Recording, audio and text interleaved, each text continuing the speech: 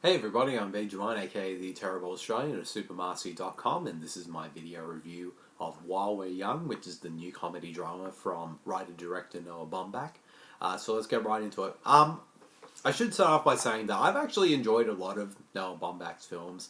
Like, there are some of which, I wasn't too fond of, like Margot at the Wedding. But I did really like both The Squid and the Whale and Francis Ha.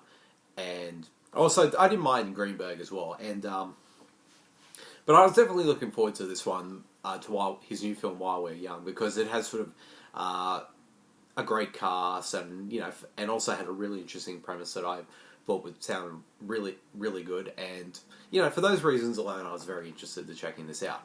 And I have to say, this is a really good film from Noah Baumbach. I'd have to say it probably might be my favourite of his so far. I'd say it's up there between this and The Squid and the Whale. I can't decide which of the two I prefer, but I would say this one is up there as being my favourite of his. And I think one of the reasons why that is because, kind of from I haven't seen I haven't seen Baumbach's earlier films, but from sort of around Squid and the Whale, Margot at the Wedding, and Greenberg, there was sort of in those films, even though in those films there was kind of like either sort of a mean spiritedness to those films, like a subtle mean spiritedness to those films that I sort of found a bit jarring. Not to say that's a bad thing, but it was just one of those things where some of the characters weren't really likable, and they sort of did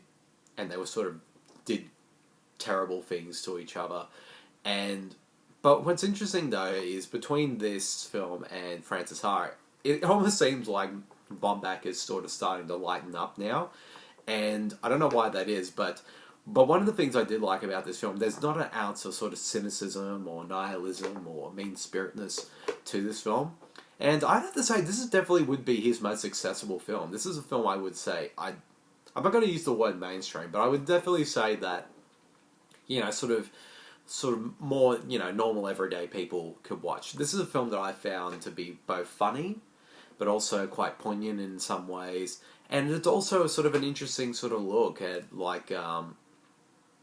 sort of the differences between, older people and sort of and younger people. Sort of their differences and all that, and how and as it said in the film, that and I thought that sort of the thing, I believe sort of Ben Stiller says this in the film. I'm only paraphrasing, so forgive me if I got it wrong.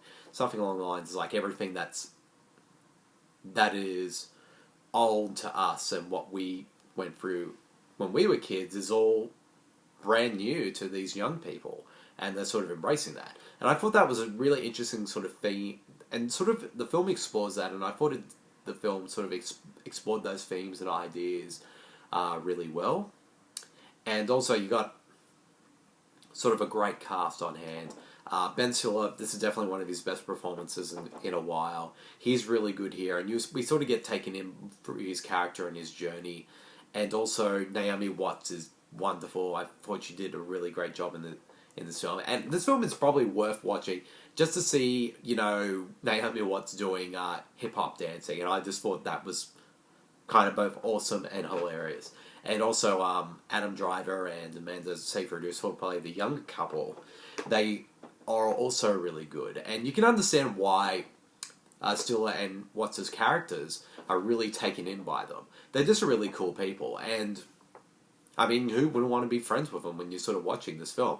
But one of the things I do is that this film is very witty, and it's genuinely funny. There were many times during the course of this film that I did laugh out loud, and I was sort of taken in by the story and sort of the relatability of these characters and what they're going through. And also, some of the supporting cast also are pretty solid as well. It's also really good to see Charles Grodin in a film again. I think the last time I saw him in a film was The X, and which starred Zach Braff. So, but it's really good to see him again, and he does a really wonderful job in this film as well. And sort of the other supporting cast like Brady, Corbett, and Adam Horovitz, who yeah, it's Adam Horovitz of Beastie Boys fame.